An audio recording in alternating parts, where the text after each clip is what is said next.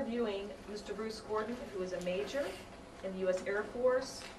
He was born on September 4th, 1934, and he was born in Manila, the Philippine Islands. He served in the Cold War, also in the Vietnam War. We are interviewing him today here at Waynesville High School in the Media Center, and this is Thursday, May the 15th, 2003. Here's Bruce Gordon. Just want to tell you, I'm a fighter pilot, okay, and you've heard lots of things about fighter pilots. And mostly you've heard that fighter pilots are braggarts, and we are always boastful, and we are. As a matter of fact, sometimes they say we think we're God. But you know the difference between God and a fighter pilot is that God doesn't think he's a fighter pilot. Okay, so you've got to get that right. Next of all, I want to tell you a little bit about yourselves and history. You think that history is something that happened long ago. Let's start with history with last week. What happened last week? A Chinese spy was caught in the U.S. What happened last month?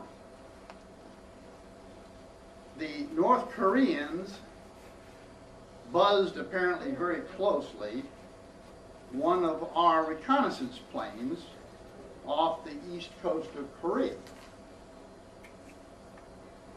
What happened 2 years ago?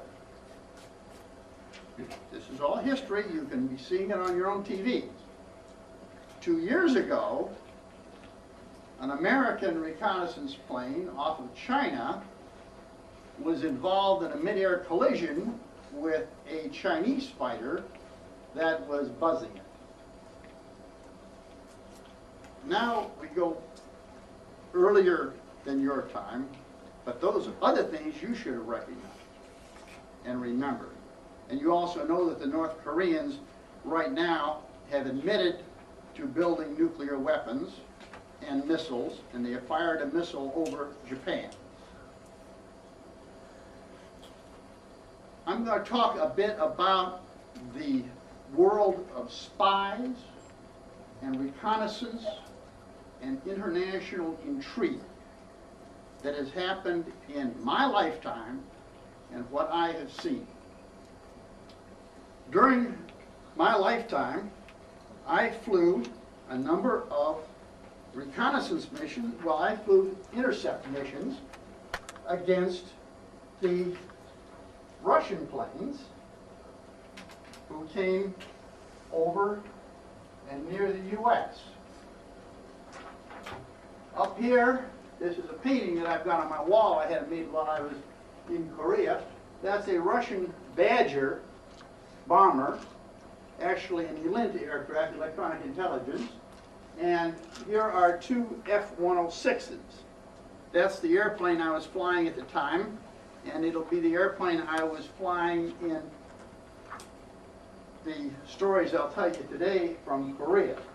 Down below, if I can focus on it a little bit better, there's the F-106 with tankers refueling. Now, I actually took that picture too. You'll hear about aerial refueling. We fly in flights of 2, and a full flight of 4 is a standard fighter formation. I was in fighter number 3, and here's 1 and 2 getting their fuel. So this is the way we did what I'm going to talk about. As I say, when the Russians were constantly flying along our coasts, we were intercepting them. And if you look at international law, you realize that there is a 20-mile limit. You can go within 20 miles of a foreign country's coast and be legal. Inside of 20 miles, they can shoot you down. Outside, you're legal. Now, Originally in history, it was a 3-mile limit, and that was because that's as far as guns could fire in those days. A cannon could fire 3 miles, so that was the level. If you got within 3 miles, they could shoot at you. Now, they moved it out to 20 miles during World War I period, and now the 20-mile limit is really the shoot area, but fisheries are a big argument, fisheries in the high seas. So that's another area. But basically, anybody has the right to be there more than 20 miles off the coast. And the Russians do it, the Chinese do it, and we do it. And the picture here is the Russian plane doing it. Now I'm going to talk about what happened in Korea. And we know that they're still doing it in Korea right now. I'm going to bring you, you can barely see that, but to remind you of the history of the Korean War. In about 1955, North Korea invaded South Korea and drove the South Koreans, and the U.S. sent in troops down to what was called the Pusan Perimeter. Down here, this was heavily fought and defended, and then General MacArthur landed the U.S. forces up here at Incheon and cut the North Koreans off that were all down here, and the North Koreans basically collapsed at that point. We drove them back up north, and then the Chinese came in. And the battle turned into a very bad stalemate, and finally a truce, ceasefire, but not a peace, was signed, and a demilitarized zone, which is totally false in a way. The demilitarized zone is a line, and all our fortifications are on this side, and their fortifications are on that side, and there's a line of death between us that nobody can go into, and is so heavily mined that nothing could be in there.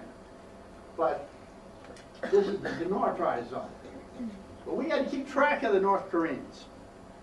We signed this truce, but we put our ships out. There was a ship out there called the USS Pueblo. It was just a cargo ship, but it was also an electronic intelligence ship, full of recording equipment. Now it was sitting about 100 miles off the coast. It was out there for a long time. The ship sat there and recorded radio conversations in Korea. That's one of the basic things we do, and according to the law of the seas, we had every right to be there. The North Koreans went out and captured the Pueblo and imprisoned the crew, kept the crew there for quite some time. We nearly went to war over it. They finally gave us the crew back. They never did give us the ship back. And so things continued. This truce is with North Korea. They've never been friendly. It's not like peace really exists. Hasn't then. It doesn't today. It's a ceasefire.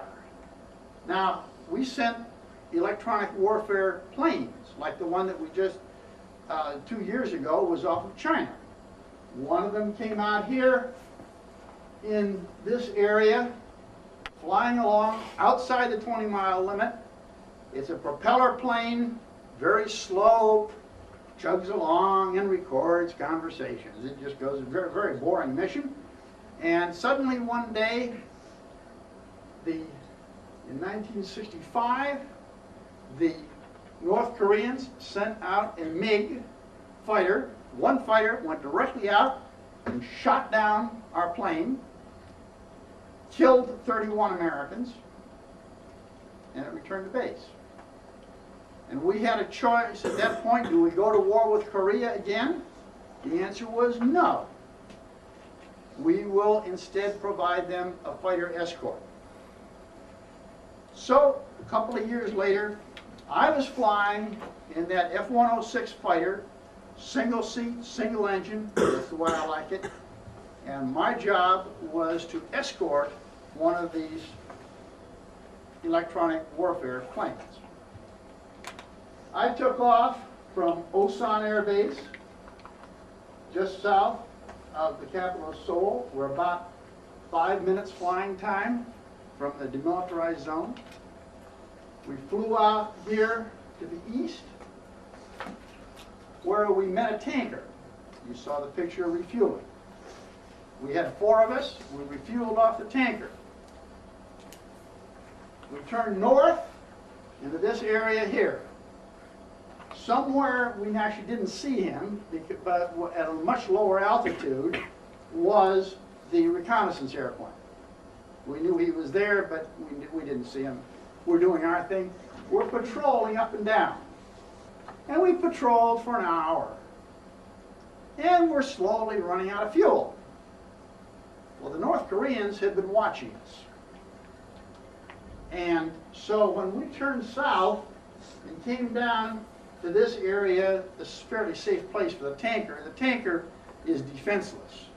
And he doesn't want to go up north. So he came into this area and we started refueling. Just as we're starting to refuel now, we got a call. MiGs are taking off from Wonsan. Pretty soon, we got in there and we're refueling. One goes in and he's getting, it takes about 5 minutes for every airplane. He goes in there, refuels. Number 2 goes in here. I was number 3. I got in and refueled. And then they said the MiGs are orbiting Wonsan. They're just gathering up there. About this time, 4 gets in there and he gets his fuel. I think the North Koreans were planning to catch us when we were south on the tanker, but they got their timing mixed up. They were wrong on their timing. They didn't hit us when we were low on fuel and couldn't fight. They waited actually until number 4 has got his fuel. We're all full of fuel now. We're ready to fight. And suddenly they said, the Korean MiGs are turning out toward the reconnaissance airplane who's out here. And just at that time, 4's got his fuel. And we said, turn it north. And we went supersonic, going back up there to get him. Tanker said, tanker turning south. He didn't want to have anything to do with these guys. And we said, how many MiGs? And we got 4 F-106s. How many MiGs? 20 MiGs. I'm thinking, oh my golly, we've been in aerial combat tactics training. There's no tactics that I know of for 4 against 20. So we said, okay. But what I liked about us, I call it the spirit of attack.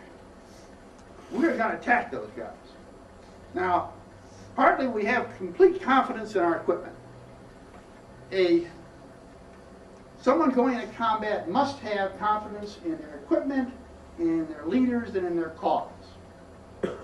And we had the best equipment there was. We also were better than the North Koreans. Our F-106 had good radar, and we had radar missiles that could fire on a front attack coming on. The MiGs only had the Sidewinder type infrared missiles that had to be fired from the stern, looking at your tailpipe. So we got 4 of us coming in on 20 MiGs. And I figured we'll go through on the front, right at them, and we'll each fire. We didn't have, nowadays they have multiple launch capability. We could only fire on 1 at a time, but there were 4 of us. We'd get 4 MiGs on our pass through there. But now they're going to turn around, they're going to come after us, right? And there's going to be 16 of them, and there's 4 of us, and I'm thinking, hey, there's an old saying about he who fights and runs away lives to fight another day, okay? Go right on through.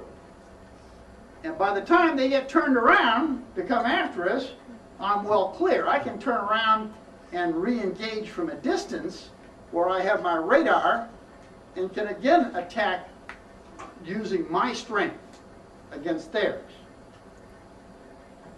Meanwhile, we caused such an uproar among their fighters that our reconnaissance plane would get away.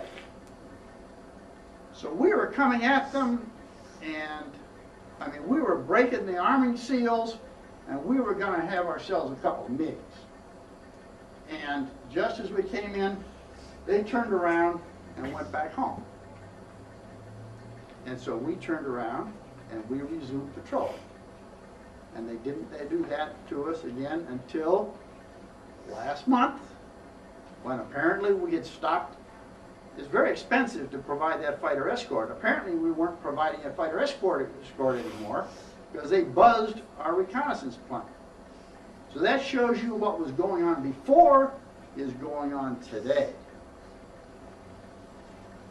So now I'm going to tell you a little more story of international intrigue. This one has not been recorded in the history books, and I think it should be. And I am trying to get proof of my theory.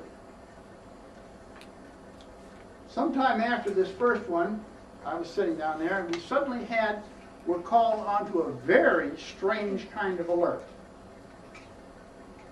Normally on an alert situation where you're getting for a war, you run your engines, you test your planes, you get your supplies in, everything else. Suddenly we were told, no flying. No airplanes at all will fly. You will not run engines. Now we're at a Korean base, lots of Korean workers. They said, no Koreans allowed on base. Now, this is weird. This is not the way to get ready for a war. If there were any spies around, they certainly keeping all the Koreans off base would tell them that we were up to something. But I didn't know what we were up to. And then I picked up the paper, and this is in 1969, and I read a Japanese report that all U.S. submarines had left Okinawa, our base at Okinawa. The first time since World War II that all U.S. submarines had been out of port. The U.S. submarines had gone to sea. Why? Then I read in another U.S. paper that U.S. aircraft carriers had all put out to sea. One of them in Jacksonville, Florida, departed so quickly that it left most of the crew on shore. And that was what the press picked up on, was because they happened to fly all the crew members out to the aircraft carrier. It was out at sea. Why was the aircraft carrier out to sea? All our aircraft carriers, all our submarines were on this funny alert. Then my wife sent me a letter from back in Michigan, at our base in Michigan. We had taken all our airplanes to Korea. She said, something strange is going on. She said, I drove past your alert hangars that had been empty since you all left, and there's another squadron that has their airplanes in your alert hangar. Oh, that means to me that we have deployed our fighters, dispersed them, getting ready for war. And nothing is in the newspapers. We're getting ready for war. And this continued for a couple of weeks of this strange situation. Then we were allowed to fly just a little bit so they could get some supplies in. We needed parts and things like that. And we could run our engines, and we could fly on active air scrambles. A scramble is an active air, means you're really going out to get something. Well, this was going a little bit, and I was on alert, and suddenly, bang, bang, there goes the scramble horn. Okay, you run out there, jump in your plane, take off, and I head out to this area again. And I'm after some Russian planes, they tell me. There's some Russian planes out there. But as I went out there looking for my Russian planes, they turned around and went home. Ah, okay. So I didn't get anything today. Just turn around. I turn around, I'm coming back into this area here. Beautiful day. And I look down, and there's a fleet under me, a naval fleet. There's 7 warships. Now, these are not cargo ships. You can tell that from the air. And you're saying, okay, I called in, I said, I see a fleet of ships, I want to go down for a look. The lieutenant who was on the other end said, yeah, go down. So I left my number 2 man, my wingman, up high for a radio relay, because you're so far away that he needs to be up high to send the radio calls. And I went down to look at this Russian fleet. And as I came down to the fleet, I noticed a couple things. First of all, they were stopped. They were almost dead in the water, except for they weren't anchored. They had enough steerage way to just keep moving and keep their direction. They weren't quite drifting. But they were basically stopped, and there was a fishing boat going away from them at high speed, leaving a bow wave and a big wake behind it. Now, what's wrong with this picture? Fishing boats don't go fast. There's no such thing as a fast fishing boat. Well, the North Koreans have always had disguised fishing boats. They're actually warships. Inside that fishing boat is a big engine. And they have guns on them. They're just hidden. So I was very suspicious of this fishing boat, who was leaving the fleet. He had been at the fleet, and he's going back toward Wonsan. So I turned around and went after him first. And as I came up on this fishing boat, and I'm dropping down to low altitude, I have a camera in the cockpit, and I've got to take a picture of this guy. He slows down immediately as soon as he sees me coming in on him. Suddenly he's going putt, putt, putt like a normal fishing boat should. And so I came up on him and took a picture. I couldn't see anybody on deck on there. And I said, well, I don't know what he was, but I turned around to look at the Russian ships. And they were beautiful ships. I was impressed with they can make some nice designs. But anyway, it was beautiful ships.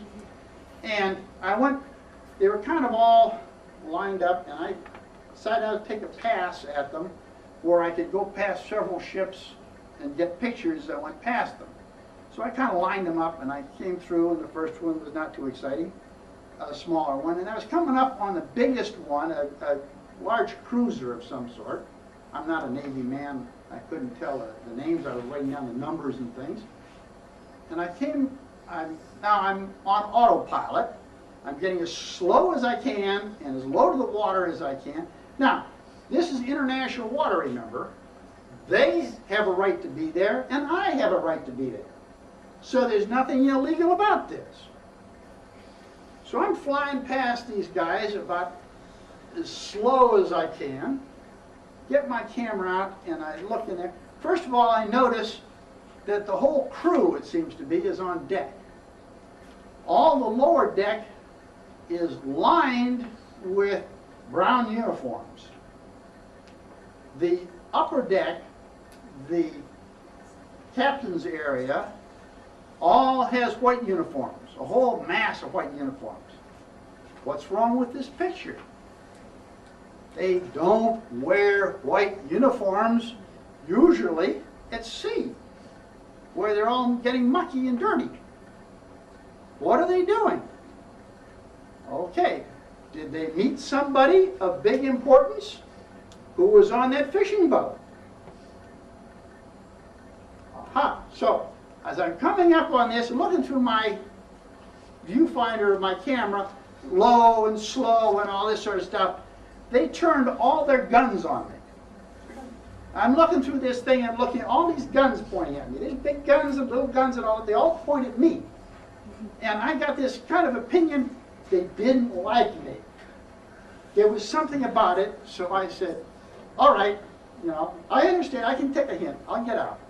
So I pulled off and went up and started heading home and got a call to report to the commander immediately upon landing. Immediately. So I went in, saluted, reported. I thought I did pretty good. Hey, I went out there, I found this thing, I got pictures, I got a story to tell, and he was mad. He was madder than I've ever seen a colonel. I've seen some mad colonels.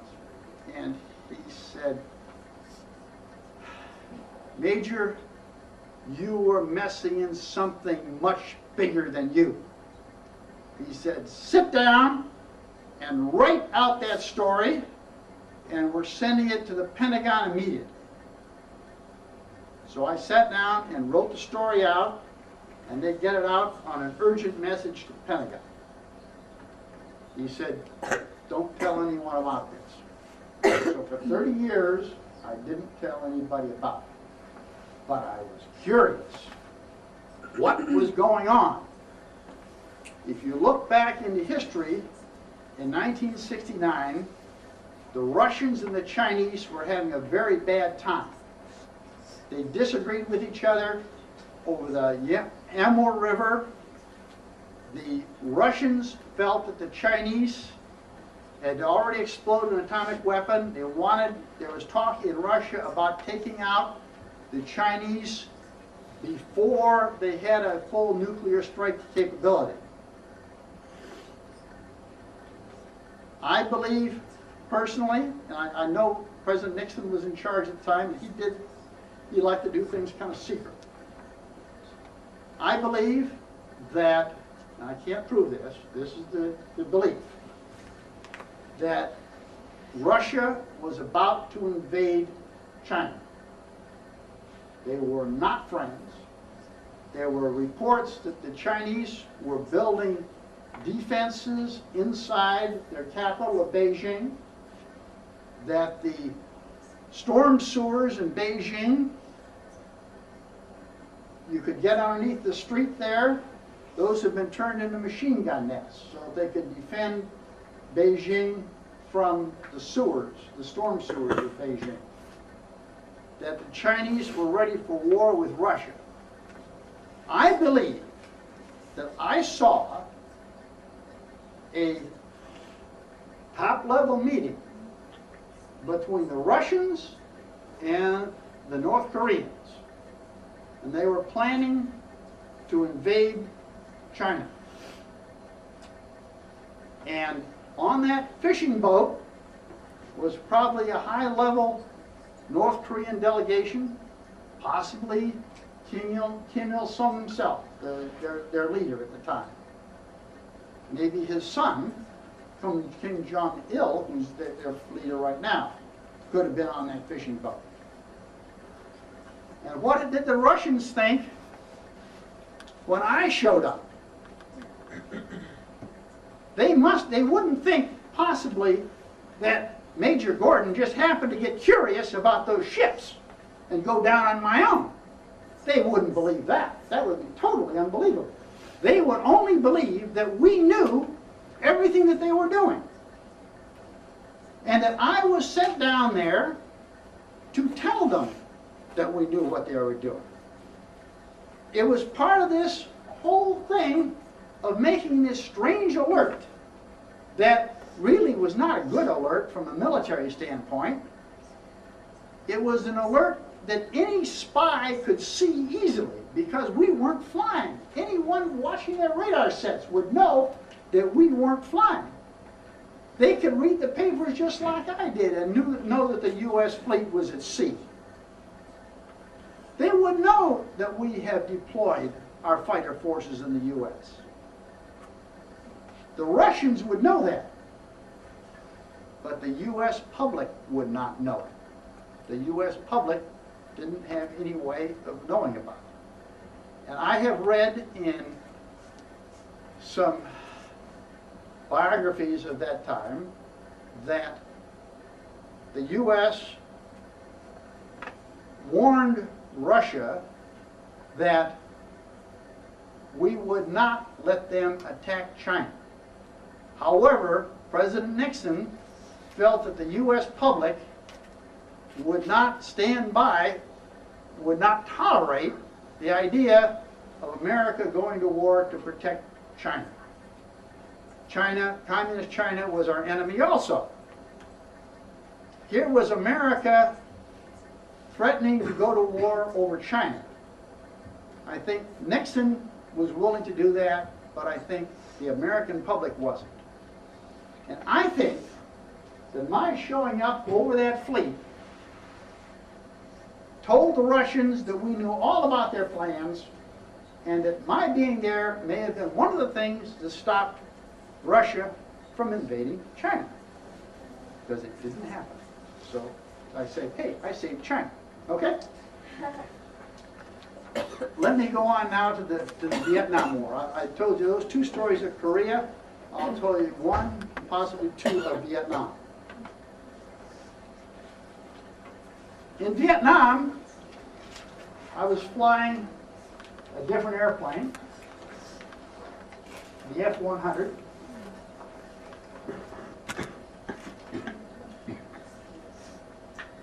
A single-seat airplane. I like it that way.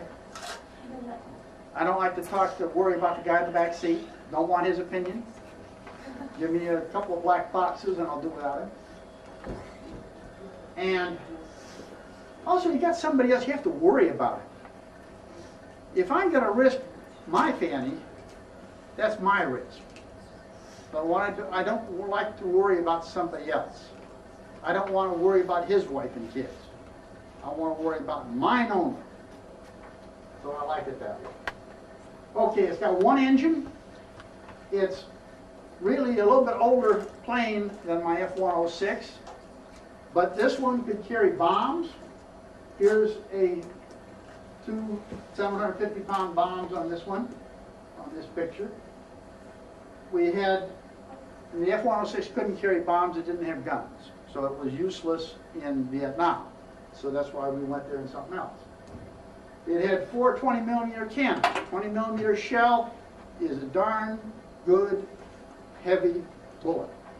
Carries explosives and incendiaries on it. And we carried 1,600 rounds, 1,600 bullets that we could fire. We had 4 guns. Everyone talks about Gatling guns. Well, a Gatling gun does it with 1 gun, but with the 4 guns, we could fire as fast as a Gatling gun can. But we used 4 of them. So this is what I flew in Vietnam. Now, I'll tell you a little bit about Southeast Asia. Any questions, by the way, on Korea before I go to Southeast Asia?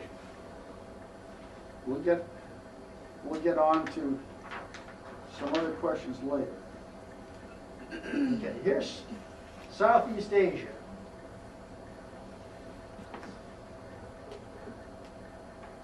This is the area that I flew in. I flew out of Phan Rang on the south coast. Here's a good old Saigon. Now they try to name it Ho Chi Minh City. And with aerial refueling, we could reach all the way up here to Chapong.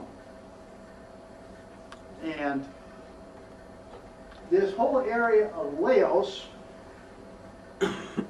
is where the Ho Chi Minh Trail you've heard about came through.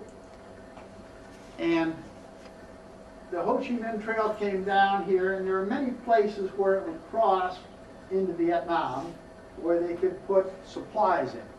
Actually, most of the time, at first they were staying out of Cambodia. But then the North Vietnamese began to move into Cambodia. Now, Vietnam was very controversial. And everybody said we're just fighting in Vietnam. The fact is, we were fighting in Laos, and then pretty soon we started fighting in Cambodia. But it was all secret. We weren't there. But for a place that we weren't, there's a lot of anti-aircraft out there, I'll tell you. They tell you about the Ho Chi Minh Trail like it's a bunch of guys walking along with little baskets hanging from their shoulders. They had about 1,000 trucks on that road. The road you could see from 30 miles away. It was a spider web of roads. It wasn't just one road. It was a spider web, but it wasn't too difficult to see. I've got in that book I passed around, there are some pictures of a place called, we call the Dog's Head. And you can see the Ho Chi Minh Trail from my pictures coming across. And they were crossing the Mekong River, and we were bombing in that area. That's another story, though. But they came down here, and we were hitting them pretty hard in there, and they decided, hey, they can come down into Cambodia here. And well, I'm down here at Phan Rang, and it's not that far over here to Cambodia. As a matter of fact, I flew all the way across Cambodia to one time I was over here in the Elephant Mountains. And here's that old, very famous Cambodian castle from ancient days. That's a ruins called Angkor Wat. And the North Vietnamese were sure, that's your first. The North Vietnamese would always put their people and weapons in places they knew we wouldn't attack. So I have seen our aerial photographs of Angkor Wat, the great temples from ancient Cambodia, lined with trucks and supplies. Once they knew that we wouldn't attack that place, that's where they put it. I mean, I've seen pictures in Hanoi. They have a cultural center in Hanoi, a big open-air cultural center filled with trucks, filled with munitions. They know we're not going to hit their cultural center, so that's where they put it. Well, anyway, we came down here, and there's a town called Prey de Tung. I didn't know much about Prey de Tung. It happens to be a crossroads up there. And I was here at Phan Rang, and the scramble horn blew. You know, scramble. So I took off with my wingman in the F-100. For those who didn't see it too well, I got a couple pictures like this. This is what it looked like. And my wingman with me, we headed on out west. We never know where we're going on a scramble. You just take off and they tell you where to go. So we came out here, in this place technically we're not there, of course. And they said that, okay, the North Vietnamese Army is attacking south down this road into Prey de Tung. And there was a Cambodian Army unit that was trying to defend. And there was a forward air controller, an American forward air controller. He's got 2 seats in his airplane. And in his right seat, he's got a Cambodian. And he was talking to the Cambodian in French. And the Cambodian was then using the radio to contact the Cambodians on the ground.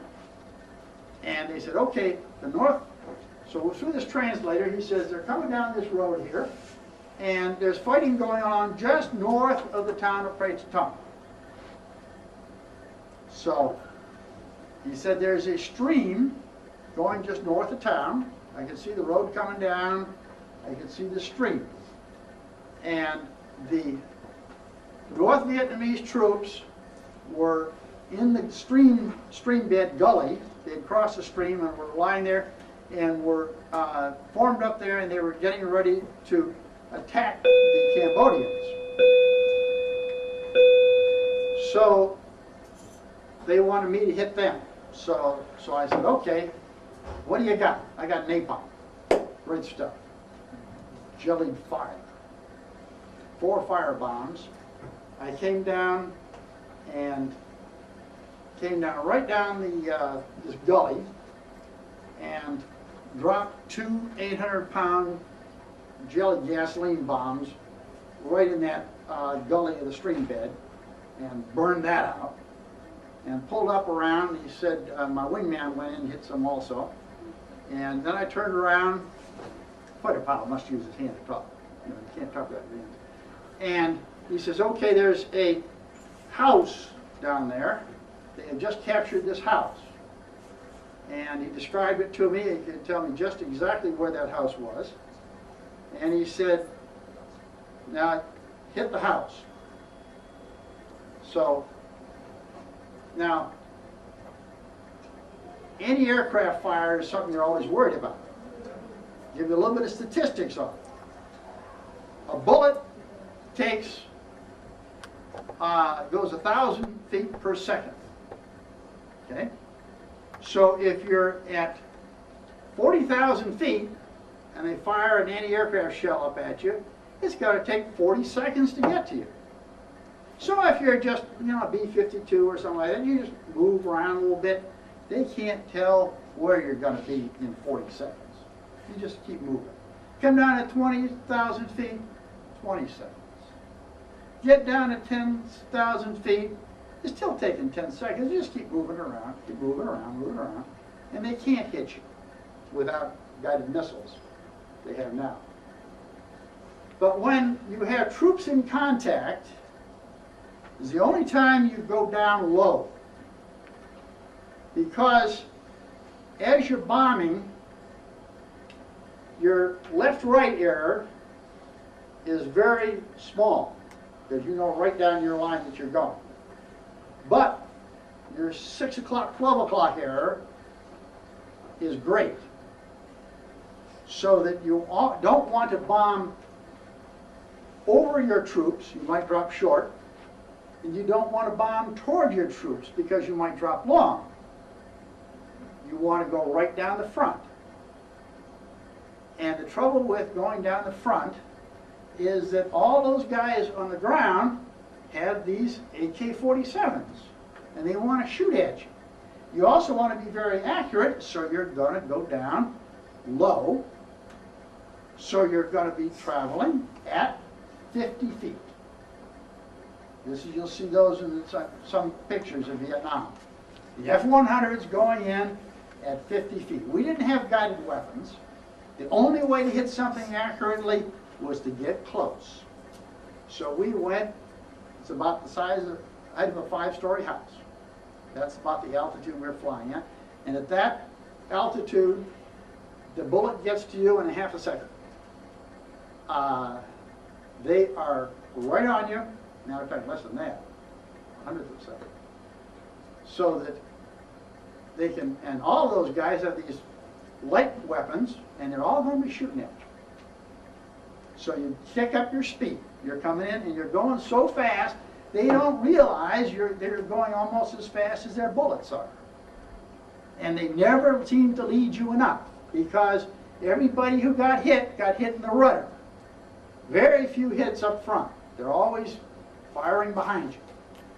But anyway, I came in on that house and came right over it at 50 feet, dropped 2 napalm bombs, and as I pulled over it, I have a strike camera taking pictures behind me showing you what I hit.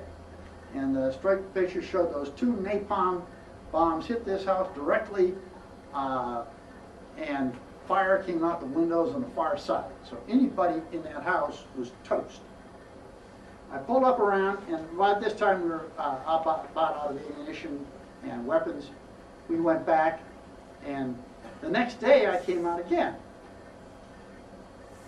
This time, I had regular bombs, and the North Korean Army, North Vietnamese Army, had captured the town of Prey de Tong.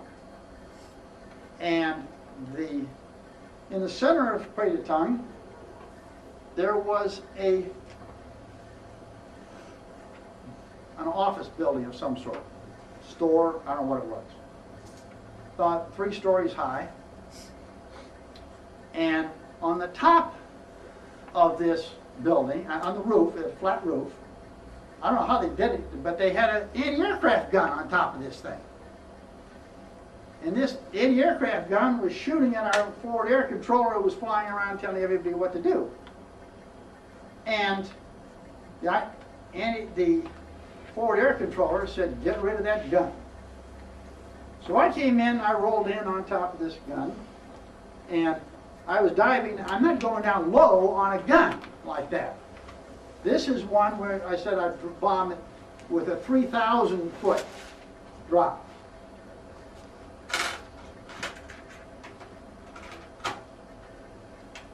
Dropping at 3,000 feet was not safe because the problem is you're diving down at a 30-degree angle in a dive bomb pass. At 3,000 feet, you're not too bad. Trouble is, you got to pull out.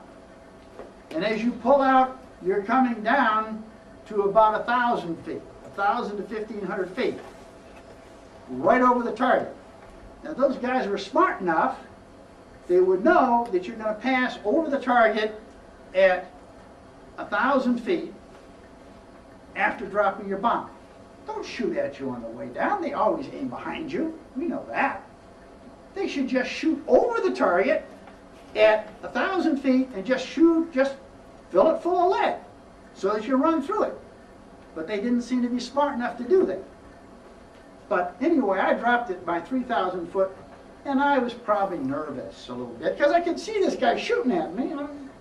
He's shooting at me, and so anyway, I missed, to be honest. And my bombs hit in the parking lot of this place. And that gun kept shooting. And my wingman came in. Now, he's a lieutenant, younger than I am, foolish, courageous, whatever, anyway. And he pressed his attack on down there, and he sent his 2 bombs right through the roof of that building. And they had delayed action fuses on them, slight delayed action fuses like you use when you go after bunkers and stuff. And the bombs blew out the lower part of the building, and the roof sagged, although it didn't collapse, and the gun stopped firing. Okay, so we went on. Meanwhile, down to the south, the Cambodian lieutenant has retreated to a schoolhouse. Not too much different from any other schoolhouse you see. Here's a schoolhouse. Here's the racetrack out there. The soccer field in the middle of it. The racetrack goes around it. You can see all that. And there's a big hedge that goes around the school. The Cambodian lieutenant is in the house, in the school building. He says he has 200 troops with him. Only 40 are not wounded. The rest, the other 160 are wounded. And he says the North Vietnamese are in the hedge around the place, shooting his place, schoolhouse full of bullets, and they're about to attack. He said, hit the hedge. So I came down there and showed you those 420 millimeter cannon with 1,600 rounds of ammunition. I went on down to 50 feet, because these guys are in trouble, and strafed that hedge with 1,600 rounds of high explosive shells, tore up the hedge. I can't see the troops on the ground. I tore up the hedge, and my wingman came in and he sprayed everything he had, his 1,600 rounds, into that hedge. And then we pulled off, and we were out of ammunition and out of bombs, and headed back home. And I thought, hey, I'll never hear about this again. This is over. Well, I was wrong. A month later, I read about it in the Far Eastern edition of Time magazine. A French reporter had been with the South Vietnamese Rangers. And there had been this battle at Près de Tongue, and he described what was going on. And this French reporter flew with the Vietnamese Rangers, who went to Près de Tongue with a ranger force and landed outside of town near a schoolhouse and moved in on the schoolhouse area, and they said the North Vietnamese troops ran. He said it was a complete rout. The North Vietnamese fled, abandoned the town, and pulled back to the north about 20 miles, I watched them for a long time, that unit, and they didn't come back. They'd had enough.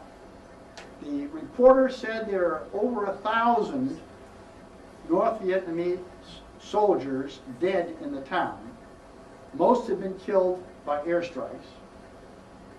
He said that on the roof of a building, in a bombed out building in the center of town, he found an anti-aircraft gun, and the crew of the gun were dead, but they had been chained to the gun. The North Vietnamese chained their gunners to their gun so they wouldn't run.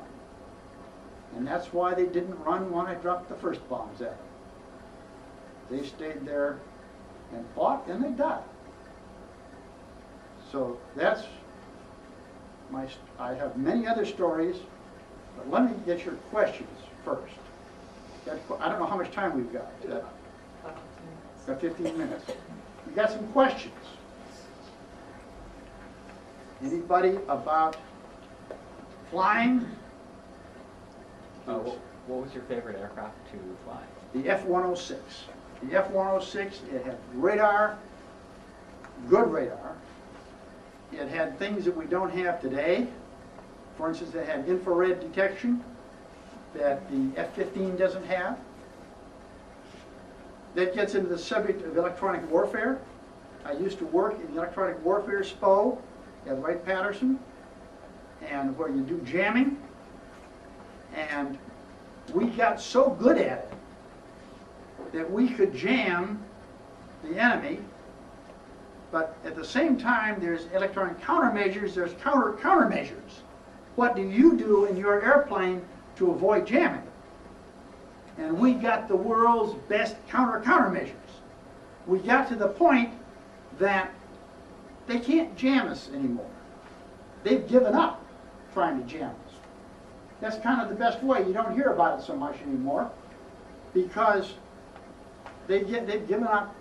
Basically, it's so expensive to jam, and it takes a lot of power and a lot of other things, and they've kind of given up. We do the jamming now. We jam them, but they don't jam us very much. Although I did hear in the Gulf War that the Russians had somehow sold or delivered to Saddam Hussein jamming equipment to jam the GPS. You know, all these guided bombs they're talking about that are using GPS. He sold them some equipment to jam the GPS. He probably didn't use it right because we use GPS, global positioning system. Very important now. So the F-106 was my favorite fighter. It had long range. Could go twice the speed of sound. It goes faster than the F-16.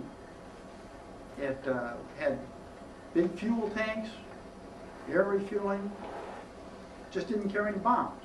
It was just air to air. And we could outturn F-4s too. We had a number of battles with F-4s.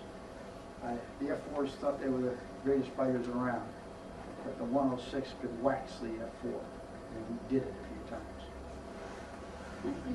Yeah, fighters love to get other fighters. That's another story. I could tell you more stories about mock battles between different kinds of airplanes, because I had the 106 and the 106 could do it. The F-100 that I flew in Vietnam, it could carry bombs, and it had 4 guns. And if you got close, you could hit something. And we'd fire those guns. We'd get close. We'd get close. When you got close, you could hit something. If you tried to drop a bomb from high altitude where it was safe, you couldn't hit anything. Like bridges. People always show these. You watch the pictures of Vietnam. There's a bridge. And the people come in there and there's bombs going off all over the place. I'm going to tell you the story of the Dragon's Jaw Bridge. And there was the coming down from North Vietnam, there was a railroad bridge. Very important railroad bridge. It was called the Dragon's Jaw. And it was designed by the French and built by the Vietnamese, but they weren't sure of themselves, so they made it stronger than the French had designed it. So this was a strong bridge. And a railroad bridge. Okay, and they're moving everything across. They weren't moving, I don't know they were moving trains across it, but they put planks across it. But it had planks, wooden floor, on a very strong metal structure with huge concrete abutments. It sort of looked like the Golden Gate Bridge, if you wish, but a smaller version of the Golden Gate Bridge in California. And you watch these planes drop bombs. Well, fusing is terribly important. When is your bomb going to go off and what are you going to hit? Well, if you're going to hit the concrete abutment, you want to penetrate the abutment before the bomb goes off. If it goes off on the outside, it makes a big black mark and doesn't do any damage. Okay, so you set your fuse to go into the abutment. It's going to be in there, go in there and blow up the abutment. But what if you drop this thing and it doesn't hit the abutment, it hits the bridge? Now, it's got there this nice wooden floor made up of railroad ties and whatever. It goes right through it. And when does the delayed action bomb go off? In the air underneath the bridge. Does it do any damage? It disturbs the wooden planks. You put in some more wooden planks and off you go. If you hit the superstructure of the bridge with a bomb that's got a delayed action fuse on it, it bounces off. It goes off in the air. So you see all these pictures. We ran 500 missions against that bridge, and it would not come down. And you see these, the bombs go off all of them, it looks like you wiped out that bridge. Wait till the water settles, and the bridge is still there. So, toward the end of the war, just about the time I was leaving, about the time I moved up to headquarters of 7th Air Force, we were getting laser-guided bombers. And some F-4s went out there with laser-guided bombs, and they used 2,000-pound laser-guided bombs. And now with the laser, they could aim it directly at the bridge abutment and know that's where it's going to hit. The guy rolls in, drops 2 laser-guided bombs, pulls off, 2 laser-guided bombs go into the abutment, bang, blows up the bridge abutment, the bridge falls into the water. Like that. That's what accuracy does for you. Now that is a revolution in weaponry. So that's a lot of that. What we're doing now, what we're doing in the Iraq now is therefore so important. With the accuracy, you almost don't need nuclear weapons anymore. You used to need nuclear weapons to take out deep embedded things. Almost don't need them anymore. You can do it with precision-guided weapons. It's a tremendous change.